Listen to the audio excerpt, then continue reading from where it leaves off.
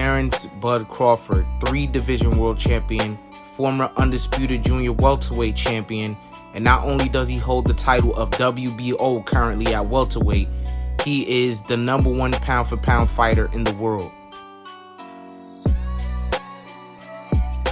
The truth, Errol Spence, the 3-belt unified welterweight champion of the world, holding the IBF, the WBA, and the WBC championships, and a pound-for-pound fighter in his own right, having notable wins over the likes of Sean Porter, Danny Garcia, Mikey Garcia, Lamar Peterson, Kell Brook, and more recently, Yordenis Ugas. But now that we got that out the way, this is the 3rd installment of The Breakdown. This is a style matchup for the ages. Terence Crawford being the boxer, having the ability to switch from orthodox to southpaw effectively, as well as having great speed, power, and accuracy. And what makes Terence Crawford so special and different from everyone else is that he's able to adapt.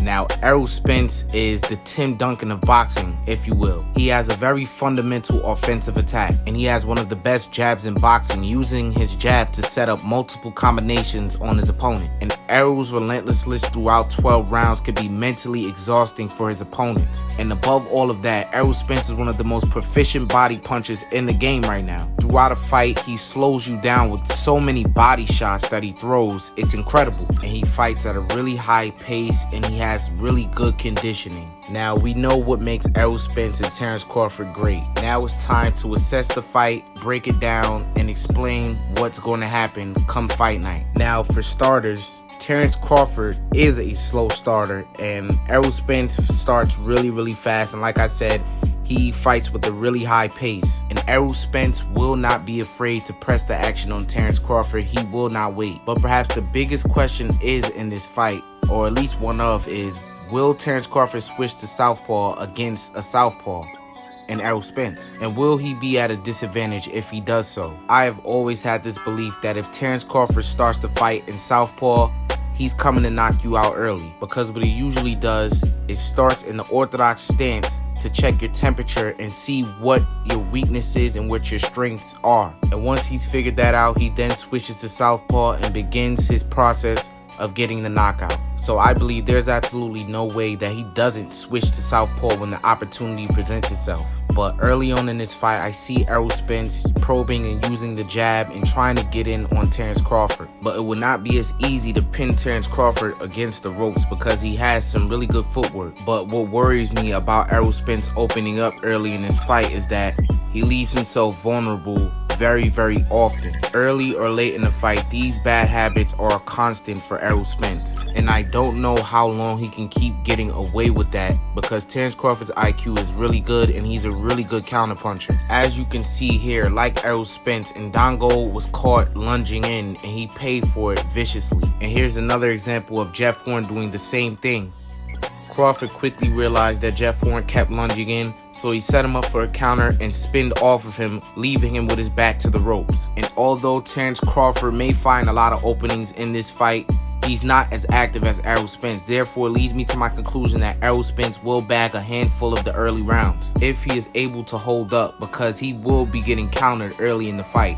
I think early in the fight is where Terence Crawford can be his most dangerous, and later in the fight is where Errol Spence really can be his most dangerous. If Terence lets Errol off the hook and allows him to get comfortable, it could get very difficult later on in the fight. And he needs to gain Errol's respect early, and that doesn't mean to get in a dogfight, which he is often the victim of, and he has paid for it in the past. Everyone knows that Terence Crawford has a big ego, and sometimes his ego takes the wheel in his fights. And there is going to be a moment in this fight where Terence Crawford tries to show his strength and show that he's as strong as everybody is doubting that he's not. And he most likely will try and trade with the bigger man than Errol Spence, and that will be a very big mistake. Terence must fight his fight, and he has to establish his distance. Errol Spence is usually the guy who always controls the pace of his fights, and Sean Porter had success controlling the pace early on in the fight with Crawford, but the tides turned later on in the fight. Porter realized the more active he was, the more he would get caught by Terence Crawford's calculated counterpunches. And this is why in spurts of the fight, he would take his time to see what Terence Crawford was going to do so he can react. That was Terence Crawford controlling the pace. For the benefit of Errol Spence, he must push the pace on Terence Crawford from round one. Don't give him a second to breathe,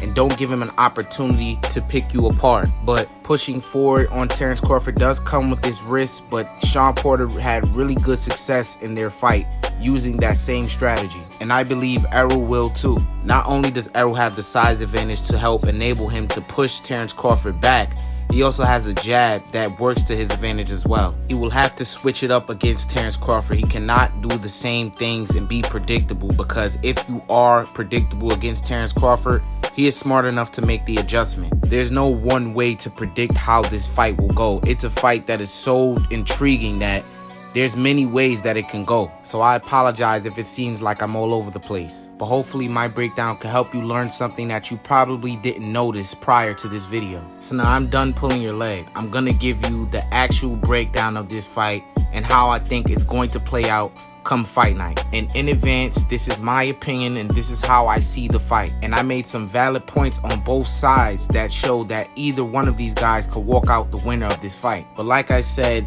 probably 100 times in this video, I think Terence Crawford most likely will start slow as he does in the majority of his fights. And Spence will push the pace on him early and really start to swarm Terence Crawford. But eventually, Errol's style will get predictable. His jab will be countered at ease, and he will not get let off the hook with those serious defensive flaws that he has had for a really long time now and has not made that adjustment. So Errol will be winning and pushing the pace on Terence in the beginning, but Terence Crawford will make the adjustment and he will capitalize on all of the mistakes that Errol Spence makes when he's pushing forward on him. And Terence Crawford is no Jordanis Ugas. He can punch, and he's not gonna stand there and just let Errol wail on him. He's going to utilize movement and he's going to establish distance. Errol Spence has shown more of brute strength, athleticism, and endurance more so than IQ. This will be a fight where he will be tested mentally more so than he has in his entire career. I'm sure Errol will not try to beat Terence Crawford at his own game,